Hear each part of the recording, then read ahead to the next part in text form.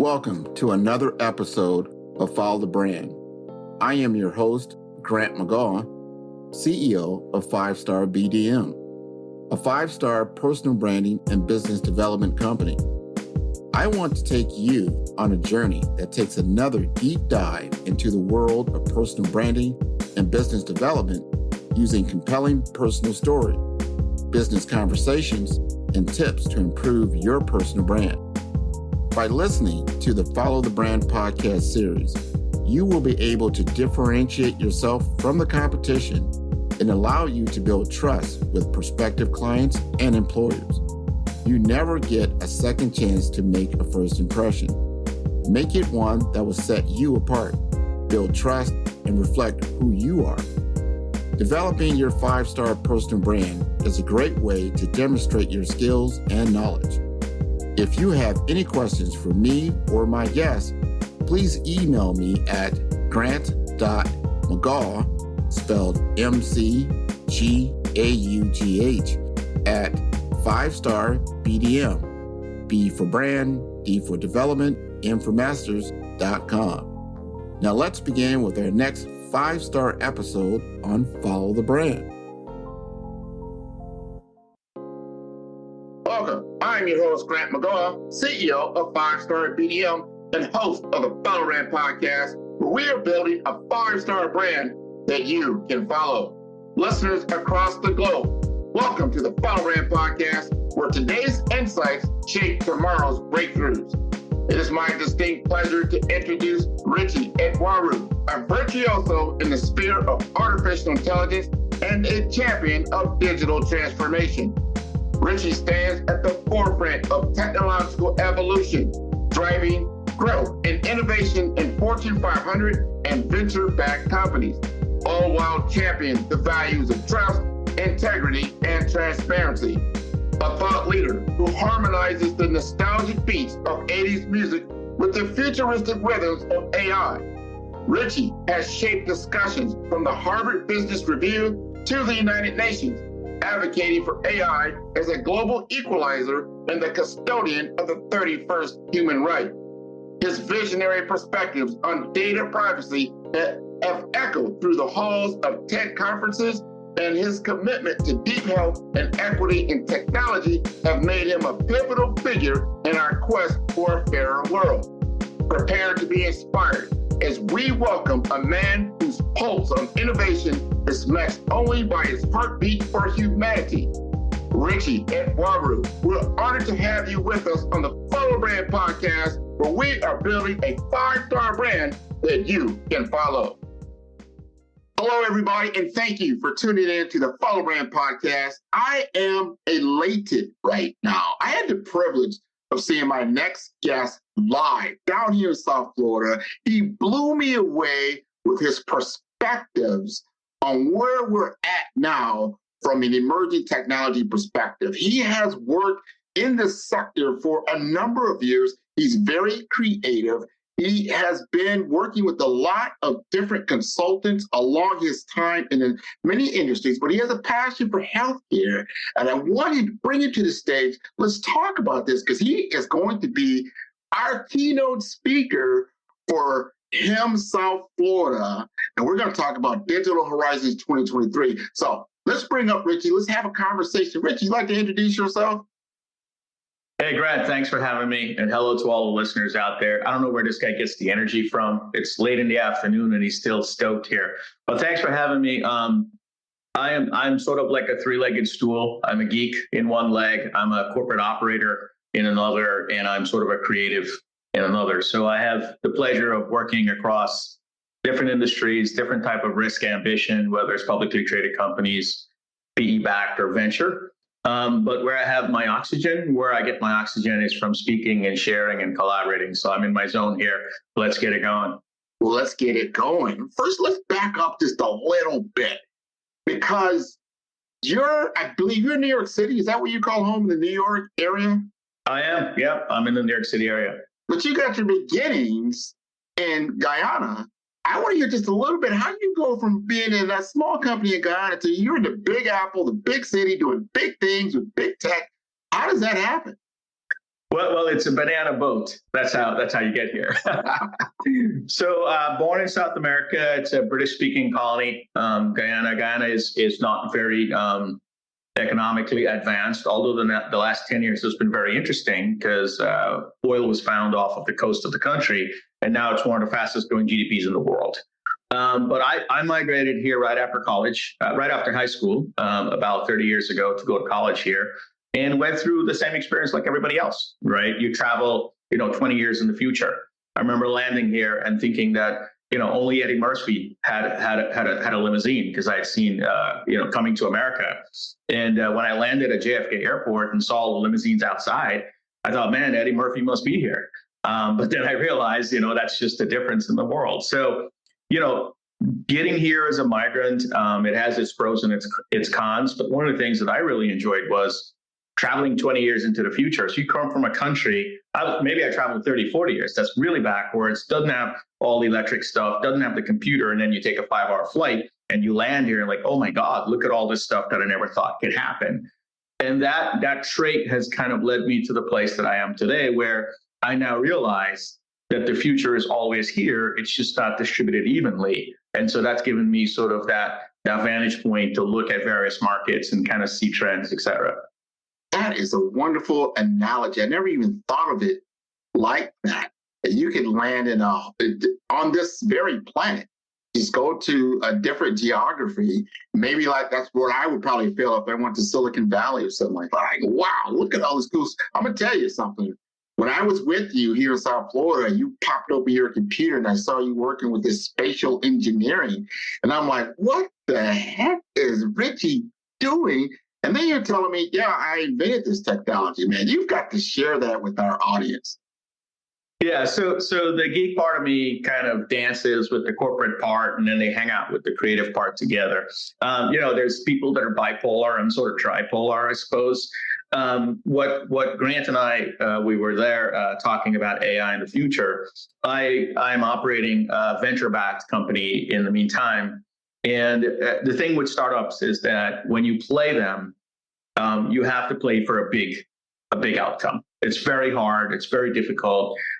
You don't go into startups hoping, to hit a single. You go into startups looking for a grand slam because it's so hard. It's so difficult, and you underestimate the difficulty so much that you shouldn't do anything that's small. And so the startup that I'm operating right now, we looked at a thesis and we said, if people are going to be more remote, and if people are going to start to interact, collaborate, communicate, and transact more on the screens that we have today, what is something that's going to be needed in the future to be able to make that feel more natural? And the thing that we saw was headsets. So the VR headset, the AR headset, that was sort of the version of reality that existed right in front of us. If you wanted to have a deeper connection, if you wanted to communicate better, if you wanted to have more retention in what you say, you got to kind of stick a headset on your head and kind of do that. And I thought that there are other versions of that reality in the future. And I had a thesis that we could use software using machine learning and computer vision. This was way before AI became popular. This was about 3.5, 4 years ago, to build a software version of a headset where using the devices that you have today, your Mac, your PC, your regular camera, without putting anything on your head, without putting anything on your hands, to be able to get the same benefits of a headset, to feel like you're there in the room, to feel an interactivity, a perception of depth. And, 3 years in, $25 million of engineering after, a lot of hard work, a lot of blood, sweat, and tears, we now have software that allows you to experience the benefits of virtual reality right on the computer you have without having to put a hardware on. We called it immersive reality. So there's VR, AR, and we call this IR. Works on the web. Super interesting. I think that the simplest way to get the audience a visual for it is think about your computer on your desk that you have right now, your laptop or your PC. Think about the front of it becoming interactive air, like Minority Report, like Tom Cruise in Minority Report. And think about the back of it turning into the metaverse where you could lean in and look around without any hardware. That's kind of what I've been working on. Super interesting, super hard at the same time. I couldn't get what you just explained. Somebody's like, wow, that's so like that. It's not existing. I saw it.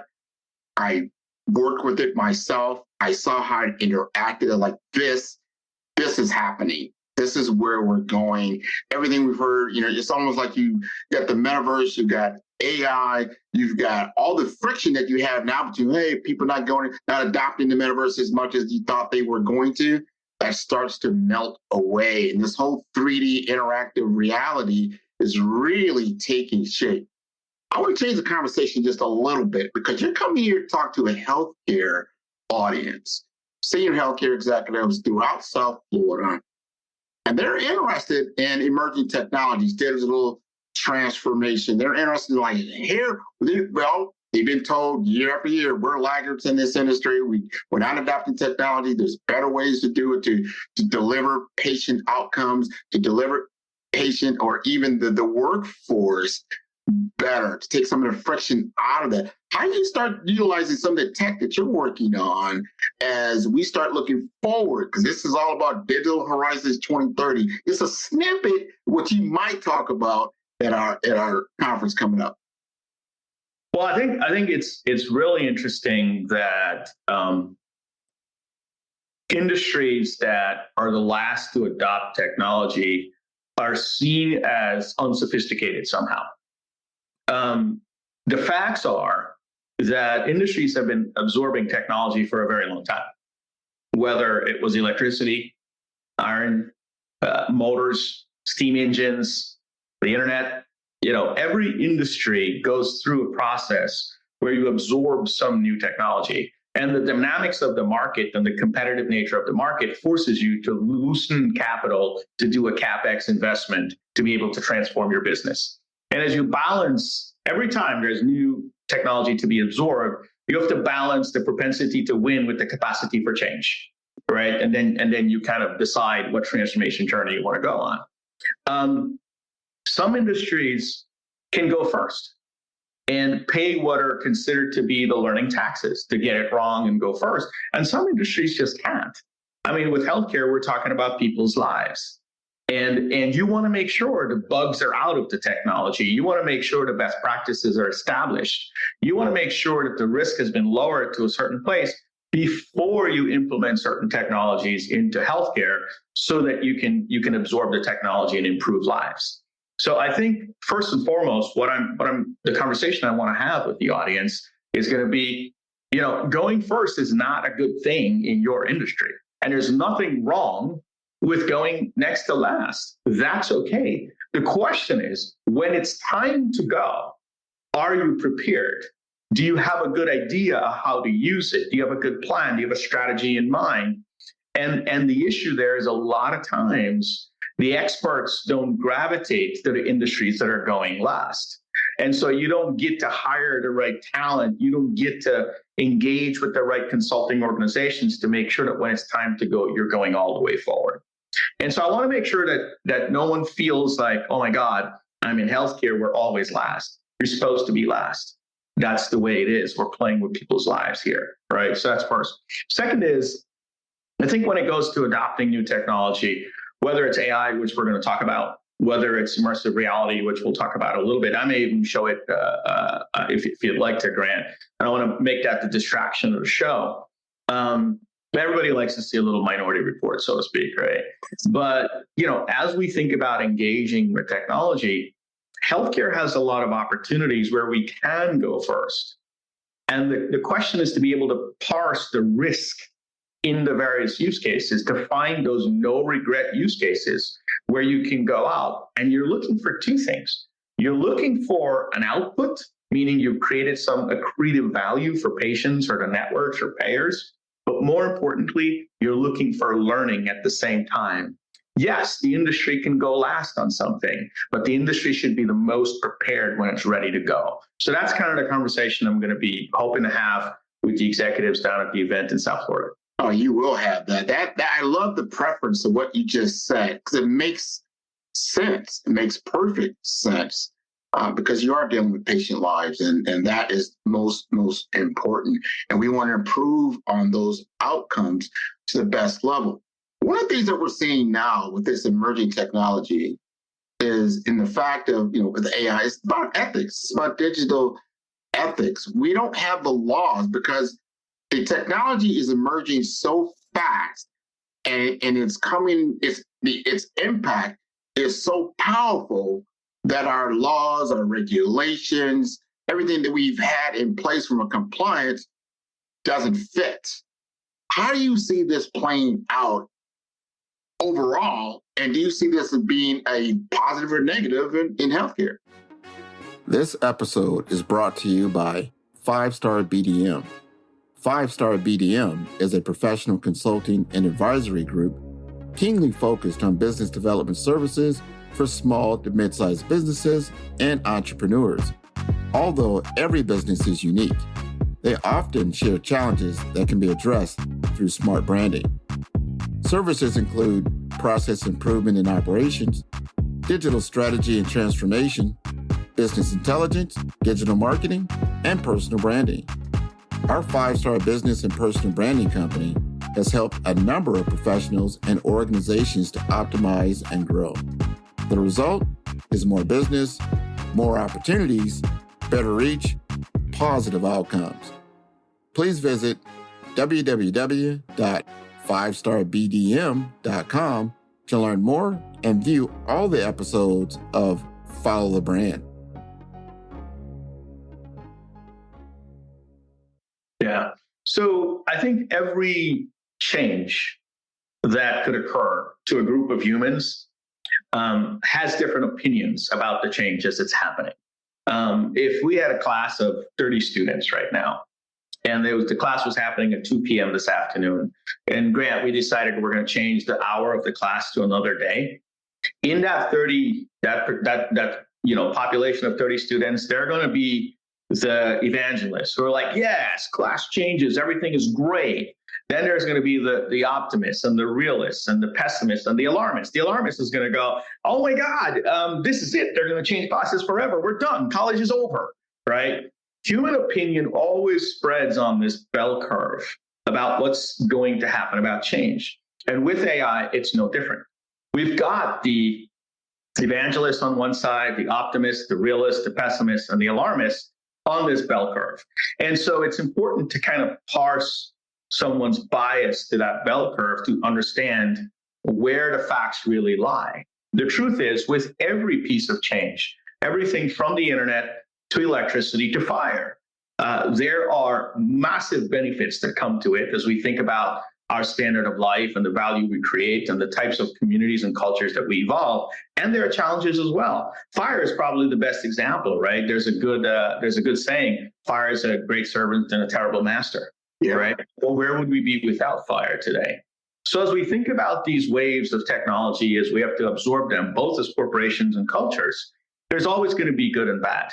Where we are with AI is a little bit better than where we were with the internet. And I say that because I believe that we're having conversations earlier about the unintended consequences that can come from the technology, right? If we think about the day we connected to the internet, most of us connected to the internet because a CD was sent to our house. There was a code on the CD, you popped it into your machine and you plugged the modem in and you heard,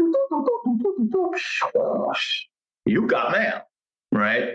And that's how we were connected. We didn't have any conversation about ethics. We didn't have any conversation about bias. We didn't have any conversation about equity, inclusion, or exclusion, right? We didn't have any conversations about mental health. It was about 15, 20 years after when everybody started to post their information on Facebook and create an unnecessary spike in human vanity, did we really start to have these conversations about the unintended consequences.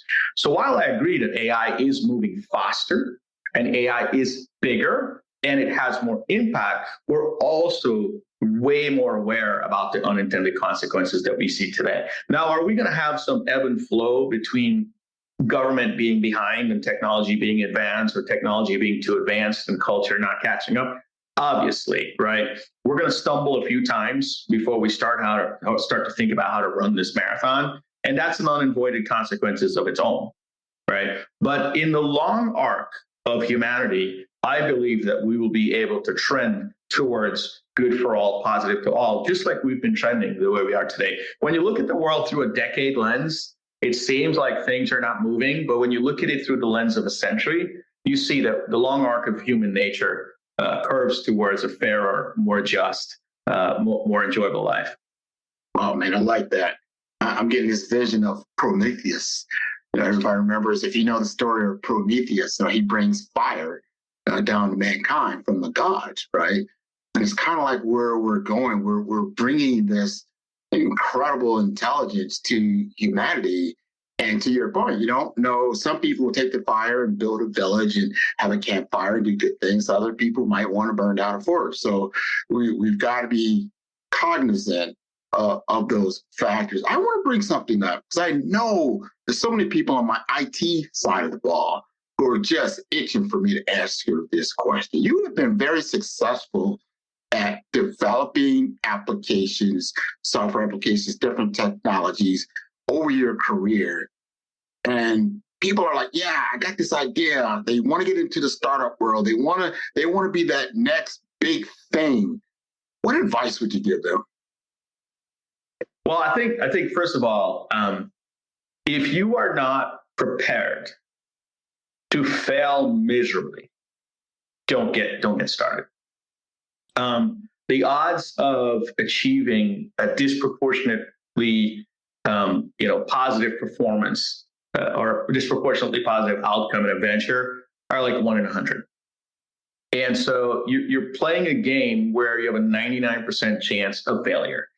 And in startups, you take on a startup the way you take on a child, right? It's yours, it's your baby in some ways. You have your fingerprint, your brand, your DNA into it. The slides look the way you think, the company's name based on a set of verbal values that you have. And so when you fail, it's catastrophic, right? It's not for the faint of heart. Now, I'm not saying that everybody's not good enough to try. What I'm saying that everybody's not prepared enough to fail. And that's the first piece of advice I would give. That preparation for failure is very, very, very important because it damages mental health, it damages quality of life. The second thing I would say is, if you're not passionate about the problem that you're trying to solve, and I know this is said over and over and over and over, but if you're not passionate about the problem and you're slightly oriented to the technology or the solution, you're already at odds of losing. Because what I found is that the thing that you think is going to solve the problem very rarely actually solves the problem. You've got to have the courage to pivot over and over and over to be able to solve that problem. So the thing that you should be in love with and at war with at the same time is the problem, not the technology. And a lot of times founders come from a very solution orientation. I've got this thing that I think could solve this thing. And by the way, look at the amount of things that could solve at the same time. You're already set up for failure. Yeah. You've got to have some problem that irks you, that irritates you, that getting rid of that problem is the bane of your existence. And that gives you the fuel and the fortitude to break through the thousands of walls that are going to be in front of you. For example, with Mobius, while I'm excited about the technology, the thing that I don't want more than anything else is I don't want to find out 10 years from now my kids are lying on a sofa with a toaster strapped to their head with their entire view of the world occluded. So I am here to get rid of that version of the future, regardless of how we get there from a technological standpoint. Now, that doesn't guarantee my success, but it certainly insulates me away from falling in love with the solution. Winning startups is an emotional game. It's not a technical game. It's a game of the heart, not a game of the brain. And you have to find something that you are at war with to be able to go all the way. Man, I think that advice there is golden. And that doesn't mean don't live your passion, but understand the right frame of mind that you got to be in and be prepared to win the game. Every week, I'm a big NFL football fan, right? And you got to get out there and you're playing against the strongest, smartest people on the planet that's against you in order to win the game. You have to understand that everybody wants the Super Bowl trophy at the end of the day. And I think if you really look at it, at the end of that day of those 32 teams and that one team that actually wins that game, all of them are elevated to a higher level because of how they collaborated, how they competed, how they got to that level.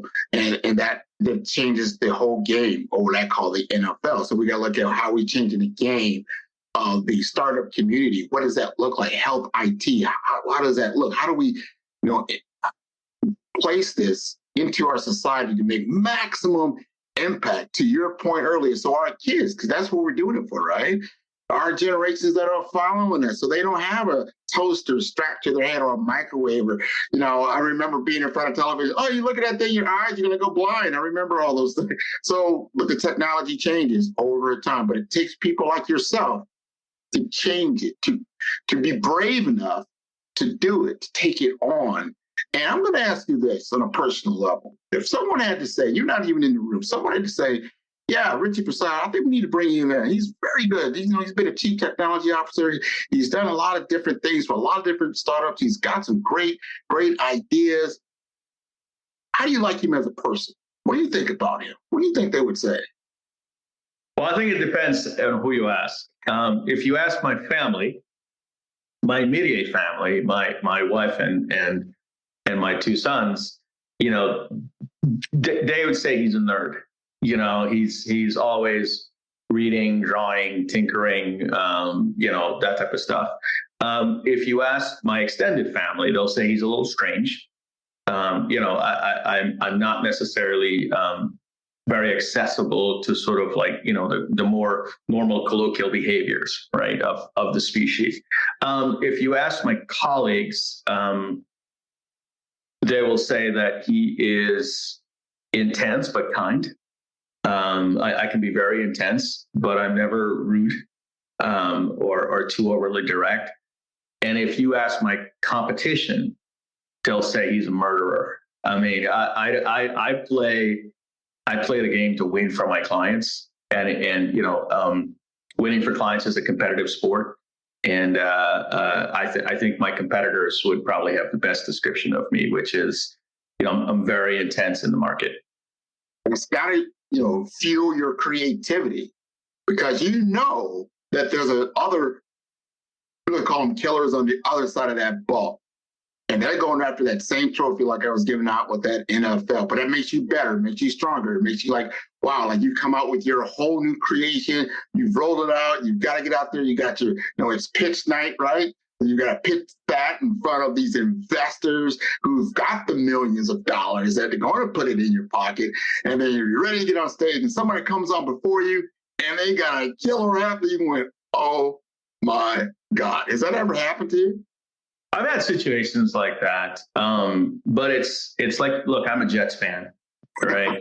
And you have to empathize with me for being a Jets fan. The last time I saw a good game from the Jets was a Monday night when Vinny Testaverde came back in the fourth quarter and I think beat the Miami Dolphins. I think Dan Marino retired after that day. This is like 20 years ago. But part of it is your level of play raises when you play against the best, right? If the Jets were to practice against the Eagles for 6 times next year, I guarantee you they're going to play better, right? So a lot of times in the business context, competition is really just an opportunity to raise your game. To me, the hardest pitches are the ones that I grow the most. The most difficult, competitive pursuits are the ones where I advance the most. And so, yes, it feels terrible, but there's really no growth without pain, right? So that's how. Now, is it unfortunate and is it disappointing sometimes? Yeah, but I believe that the stronger the opponent that you play, the more growth you get. And I got one more question, maybe 2, I don't know, but this is good. If I asked you, I said, Richie, what's your greatest achievement in your life so far that you're very proud of? What would you say? Well, I have more of a close personal one, and then I'll give you something that's a little bit externalized. But my oldest, I got 2 boys, one's 6, one's 4.5, and my oldest boy, I had him watching TED Talks when he was like 6 months old. Most kids are watching the wheels of the bus go round and round. I had him watching TED Talks. I'm not even sure if he would have understood them at the time. And I trained him very early to say the only things that should be in your head are ideas. Like you should be coming up with ideas all the time. That's the whole nature of the world. Like just think about things that hadn't been taught. And the other day, somebody was talking to him, one of his uncles, and he's that kid now, right? It's going on all the time. And so he's constantly coming up with interesting things. And his uncle goes, "Hey, what's going on in your brain?" And he goes, "Oh, there's a party up there. It's eating cake and chocolates and just coming up with ideas all the time." And I was like, "There's a party in your head, eating cake, just coming up with ideas?" He's like, "Yep, that's what's happening here." I thought for a 6-year-old, that's what they want, right? Cake and chocolate in their head. So that's something that I take pride in. My wife is pretty convinced that that's going to have a long-term negative impact on him, but we'll see how that plays out. Something more external. My first startup that I did was in privacy. And at that point, I looked at the market and I thought that human data should be human property. Meaning, just like our intellectual property, our thoughts are ours through intellectual property, our productivity is ours through labor laws, that our activity should become ours, the data that emits from us. And that organizations that were monetizing this data in surveillance capitalism were sort of on the wrong side of history, and that we ought to think about this. And so I built a company, and the go-to-market was to look at business-to-consumer contracts. So when you download an app, you see this long contract that you would scroll through, and at the bottom is a beautifully designed I accept button. I built technology to read thousands of those contracts using natural language processing. This is way before AI was automated and had a workbench. And to be able to extract the common words that made up the clauses that were negotiable in the contract, so that we could turn the I accept button into a set of sliders, right? Where you can go, look, I'm willing to give this amount of my data, but in exchange, I'm willing to pay for it, as opposed to, I'll give you all my data and I want the service for free. So a negotiable moment, as opposed to the take it or leave it I accept button. And it was very interesting. We were able to take that to market. That company is still running today. Not as great as I would hope it to run, but think about, this was 6 years ago. Today, now we all realize our data is being used to train artificial intelligence. The go-to-market is what I'm proud of. I looked at society, and it occurred to me that we needed a 31st human right. We had 30 already. Human rights are from 1948, and they're great, making sure that we don't damage each other, but it's not done. There's no rule that says we would only have 30. And we needed to add more as we go forward. And so I petitioned the United Nations to add a 31st human right to the Declaration of Human Rights that would classify human data as human property. Of course, they said absolutely not, and we would need more consensus and all that type of stuff. But in the raising of that conversation, right around the time of GDPR, there were 10 chief privacy officers in the world. If you search on LinkedIn, today there's over 10,000. We were the only startup in the world that was trying to give people property rights on their data. Today there's over 250 VC-backed startups that are trying to help people monetize their data. So that's a piece of the work. That's a body of work that I'm very proud of. I don't think I'm going to be able to see that one all the way to the end, but I'm sure as hell happy that I was a part of the beginning. No, you'll be the father of that document. I love that, man. That will have to get your name. That'll be the bill. The Richie Etwaru bill, and that'll be it. So I'm looking forward to that. One more thing before I leave you, and that is, what would you like to tell our upcoming audience at HEM South Florida Integrate 2023? You're going to be a keynote speaker for our lunchtime. What would you like to tell them about what you're going to talk about, what's important for you? What do you think is going to be most relevant? Well, I think we're going to talk about AI a little bit, and I'm going to talk about why AI is a little bit different from every other wave of technology that we've had to absorb, whether it's software or the internet or everything else. And what's different is that AI has this component where it accelerates the benefit of everything that's come before it. So AI makes software faster. AI makes electrical circuits more effective. It makes industry more efficient with machines. It advances mathematics. It has made language better with large language models. And when AI is applied to the platform of biology, the synthetic biology will move faster. And so in many ways, we're going into a cycle where the speed is going to double or triple of what we're going to see as far as adopting technological change. And a lot of big things are going to happen that would have happened 10 years, 100 years, 300 years out are going to get pulled in a little bit. The future is about to appear 2 times faster than it would have. Wow. Okay. And as a result, as you think about organizations, you have to think now about how do you balance that propensity to win and that capacity to change at the same time. And it's going to be a little bit different. Digital transformations, they can last 3 to 5 years. And you have to adjust your strategy maybe every 6 months or every 9 to 12 months. And that's sort of that organizational structure that's kind of rigored, that goes through these careful cycles with the type of change that we're seeing coming. And we'll go through some of these at the conference. You kind of have to cycle faster. And so you'll have to be able to learn how to balance the capacity to win and the propensity to win and the capacity to change with the courage to pivot at the same time. You're going to have to change your strategy almost every 3 months. And in the early years, maybe almost every month.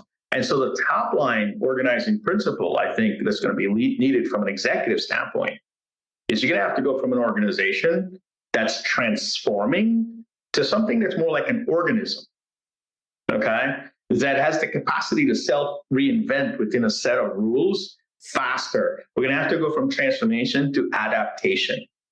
And that's where I think the real change is going to happen, where speed and flexibility is going to matter. Doesn't mean you have to go first. It just means that when you start going, this is going to be the nature of the change. And I'll give people things to talk about. For example, if you want to understand the impact of AI to healthcare, you have to have a set of extremes that can inform your bias. So for example, if I told you, or if you assumed that there's enough data in the world already to cure every disease, we don't need another bite of data captured to cure every disease, that AI can help us do that with the data that we already have captured, that shows you an angle of thinking that you could start to look from, a perspective to say, now I understand the capacity of these algorithms. If we didn't have these algorithms, we would think we have to collect more data to solve all diseases. But what if these algorithms already have enough data to do that? And that kind of sets up the North Star in your head so you can start to paint a picture of how do you want to plot your path through the future. These are very interesting topics that we've got to explore. We are on the precipice of a technological leap and an improvement. I'm looking for an improvement in the human drama. That would be awesome. And before I let you go, can you let the audience know what's the best way to contact you? Well, I'm on LinkedIn. I've always been a LinkedIn fan. I think I have profiles on the other networks, but I don't really act on them. I'm easy to find on LinkedIn, and I engage there. Pretty much anyone who messages me get a response within 24 to 48 hours.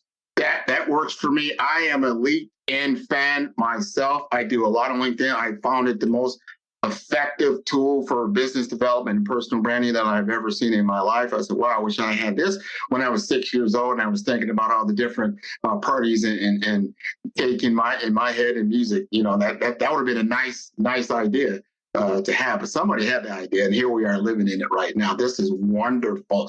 Thank you for being on the Follow Brand. I want to encourage your entire audience to view all the episodes on Follow Brand at www.5starbdm. That is B for brand, D for development, and for masters.com. Until next time, thank you very much for being on the show, Richie. Thanks, man. Had a blast. Me too.